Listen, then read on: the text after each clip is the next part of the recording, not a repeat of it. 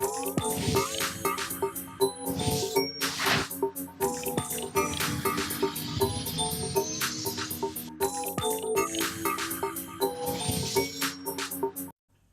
à tous et bienvenue à cette édition d'information sur Canal 7, votre chaîne panafricaine.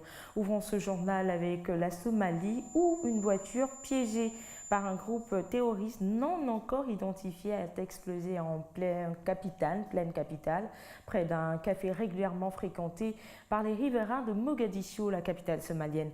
On compte au moins une dizaine de morts et plusieurs blessés. Les précisions avec Marina Mandeman.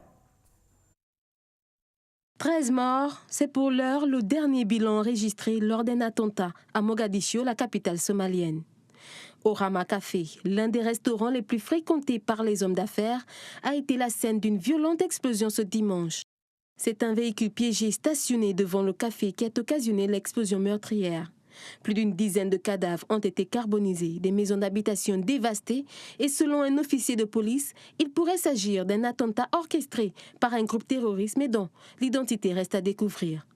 Pour rappel, ce café est situé sur la rue Maka Al-Mourama, l'une des principales voies d'accès conduisant au cœur du quartier gouvernemental, ce qui constitue d'ores et déjà une sérieuse mise en garde contre le gouvernement somalien. Restons sur le continent africain, précisément au Mozambique. La campagne pour la présidentielle du 15 octobre prochain dans le pays a pris fin ce dimanche. Philippe Nyusi, candidat du Frelimo, le parti au pouvoir depuis près de 40 ans, a organisé un meeting hier à Maputo, la capitale, marqué par la présence de nombreux leaders de cette formation politique. Lors de ce rassemblement du Frelimo, principal favori à l'élection présidentielle, force était de constater que l'affluence était faible. Uriel Abaga au commentaire. Le meeting du Frelimo, parti au pouvoir ce dimanche à Maputo, capitale du Mozambique, était l'épilogue de la campagne pour l'élection présidentielle du 15 octobre prochain. À ce rassemblement organisé dans un quartier pauvre de la ville, on comptait la présence de seulement 5000 militants et sympathisants. Grâce à Machel, poids lourd du parti et veuve à la fois de Nelson Mandela, ancien président sud-africain, et de Samora Machel, ancien président mozambicain, et Armando Guebuza, actuel numéro 1 de ce pays d'Afrique australe, étaient présents pour apporter leur soutien à Philippe Nyusi, candidat à la présidentielle de ce mercredi. L'ancien ministre de la Défense du Mozambique a profité de l'occasion pour annoncer qu'en cas de succès, il utiliserait les ressources du pays pour augmenter le revenu des populations qui, pour la plupart, vivent avec juste $1 par jour. Nous savons qu'il y a du travail à faire, des pierres précieuses, des poissons dans l'eau, des minéraux dans la terre, et avec tout ça, nous allons augmenter nos revenus. Philippe Nyusi a poursuivi son allocution en promettant à ses compatriotes des emplois et en annonçant sa volonté de combattre la corruption dans un pays qui est sur le point de devenir un important producteur de gaz. Âgé de 55 ans, il envisage donc de succéder à l'actuel président septuagénaire Armando Guebuza. Les Mozambicains voient en cela un changement de génération qui pourrait se produire étant donné que le Frelimo est favori au scrutin de mercredi. Le parti des anciens combattants de la lutte contre les colons portugais dirige le Mozambique depuis près de 4 décennies. La prochaine élection présidentielle pourrait pourtant donner une meilleure assise au MDM, force de l'opposition, qui a percé aux législatives de 2013 et dont le candidat Davis Simango est l'actuel maire de Beira, la deuxième ville du pays. L'actualité hors du continent africain, la police de Hong Kong a commencé ce lundi matin à retirer les barricades dressées dans les rues de la capitale par les manifestants pro-démocratie. Ils exécutent une décision du chef du gouvernement local qui a réduit à néant les espoirs des protestataires d'obtenir gain de cause. Il est à signaler que ces personnes massées depuis un peu plus de 2 semaines dans les rues de la mégapole ont subi un peu plus tard dans la même matinée des attaques perpétrées par des hommes masqués. Plus de détails avec Uriel Abaga.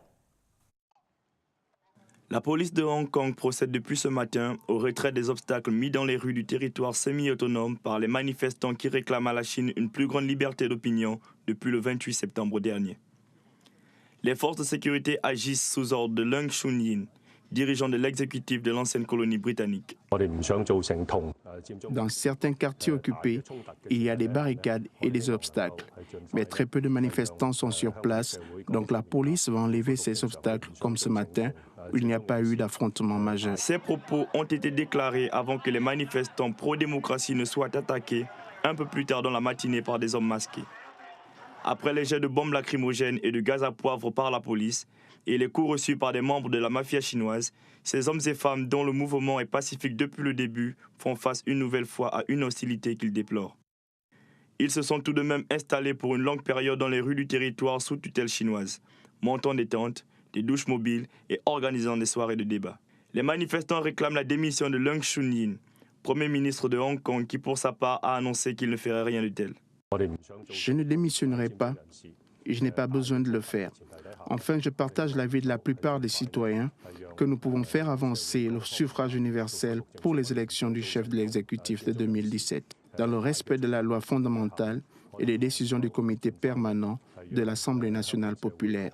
C'est une mission très importante. Les attaques de ce matin pourraient à nouveau inciter les instigateurs de la plus grande crise qu'a connue Hong Kong depuis son retour sous la bannière chinoise en 1997 à retourner massivement dans la rue et poursuivre le mouvement.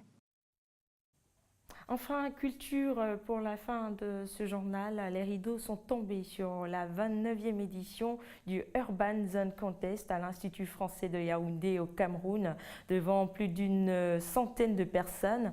Comme à chaque édition, de nouveaux champions ont été désignés. Roland Djakou. Initié par des jeunes Camerounais, le Urban Zone Contest œuvre pour le développement de l'art africain en symbiose avec les arts dits street art. C'est un cadre amical et ouvert aux jeunes de toute nationalité. Tous les 2 mois, le comité d'organisation, en partenariat avec l'Institut français de Yaoundé, offre un plateau constitué des jeunes talents et des meilleurs danseurs du pays et d'ailleurs, afin de permettre à toute la jeunesse de s'exprimer en dansant à travers les célèbres battles de hip-hop qui confrontent tous les styles. Popping, cramping, new style, breakdance, footwork et bien d'autres. La 29e édition du Urban Zone Contest sous le thème éducation et instruction a connu la participation de plusieurs jeunes amateurs de la danse urbaine qui se sont affrontés devant des centaines de spectateurs. Comme à chaque édition, de nombreux champions ont été désignés au terme d'une rude compétition sous l'égide du respect mutuel et du fair play. Né il y a plusieurs mois, le concept ne cesse de contribuer à la promotion et à l'évolution de la culture urbaine. Scène bimestrielle d'émulation pour danseurs, amateurs et acteurs de la culture hip-hop, le Urban Zone Contest est devenu un véritable rendez-vous pour la jeunesse africaine en quête de plateforme et du divertissement. Le prochain rendez-vous est pris du 9 au 10 février 2015 pour la 30e édition avec comme thème Renaissance suivi du Urban Zone Contest Award qui lui s'y déroulera en juillet 2015 à l'Institut français de Yaoundé. Voilà, c'est la fin de cette édition d'information sur Canal 7, votre chaîne panafricaine. Merci de nous avoir suivis. L'information continue.